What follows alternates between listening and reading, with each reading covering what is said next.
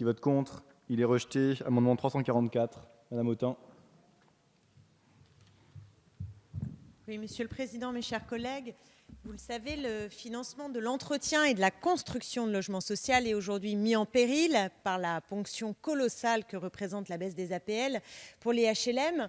Or, dans le même temps, il se trouve que la contribution de l'État au Fonds national d'aide à la pierre baisse de 150 millions d'euros dans ce projet de loi de finances 2018, en passant de 200 à 50 millions d'euros. Et pourtant, le Fonds national des aides à la pierre est chargé de contribuer sur le territoire métropolitain au financement des opérations de développement, d'amélioration et de modernisation du parc de logements locatifs sociaux. Alors, comme il y a l'article 40, on a essayé de réfléchir à comment on pouvait ponctionner pour abonder ce fonds. Et il nous est venu à l'idée de transférer une partie des crédits qui sont dédiés au Grand Paris pour aller vers le Fonds national d'aide à la pierre. Nous avons essayé de prendre sur les crédits qui finalement ont trait à une logique de spécialisation du territoire et qui concernent des crédits d'études pour des pôles de compétitivité qui, malheureusement, concentrent les richesses économiques et produisent de l'étalement urbain. Et nous proposons ce transfert parce qu'il nous paraît inadmissible, profondément inadmissible, d'imposer à la FNAP une cure d'austérité qui est indécente quand on regarde l'urgence pour beaucoup d'habitants du Grand Paris, qui est tout simplement d'accéder aujourd'hui, le besoin d'accéder à un logement décent avec un loyer abordable. Il ne faudrait pas oublier dans cet hémicycle qu'aujourd'hui, 1,8 million de ménages sont sur liste d'attente pour l'attribution d'un logement social. Alors la logique voudrait que nous dotions le FNAP de moyens à la hauteur des besoins en Île-de-France. Et évidemment, nous nous opposons au choix politique que vous faites. Nous proposons donc de rétablir un peu de cohérence entre le titre de la mission cohésion des territoires et son contenu. Plutôt que la compétition Merci. Et la concurrence, nous voulons l'égalité et la solidarité. Merci, Monsieur le rapporteur. Monsieur le Président, Messieurs les ministres, mes chers collègues, Madame la députée, votre amendement a déjà été déposé et repoussé en commission élargie.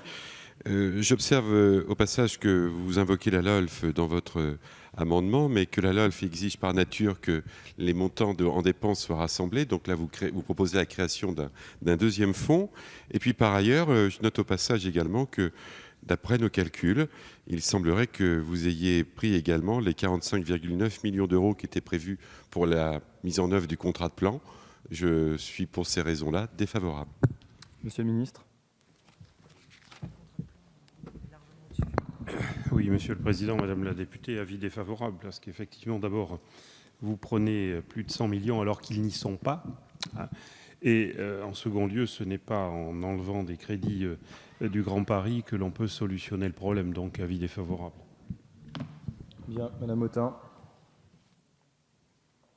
J'invoquais l'article 40 parce qu'évidemment, en termes d'imagination, pour trouver des fonds pour tout simplement répondre aux besoins en matière de logements sociaux, il eût été plus simple, en effet, d'éviter de donner des milliards par le biais de l'ISF, de faire la taxe flat.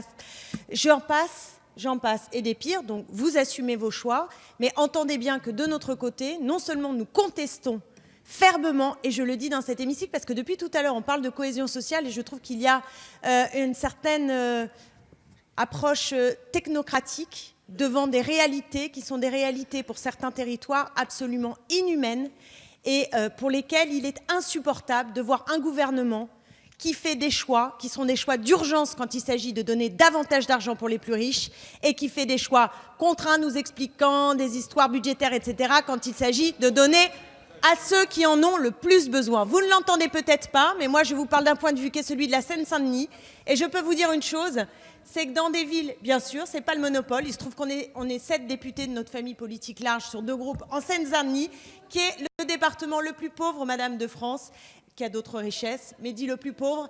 Et entendez juste que les choix politiques que vous faites aujourd'hui, quand ils sont vus du point de vue de la Seine-Saint-Denis, paraissent littéralement indécents. Donc nous regrettons le manque d'imagination de votre gouvernement quand il s'agit de faire face aux droits au logement et aux besoins des populations les plus vulnérables.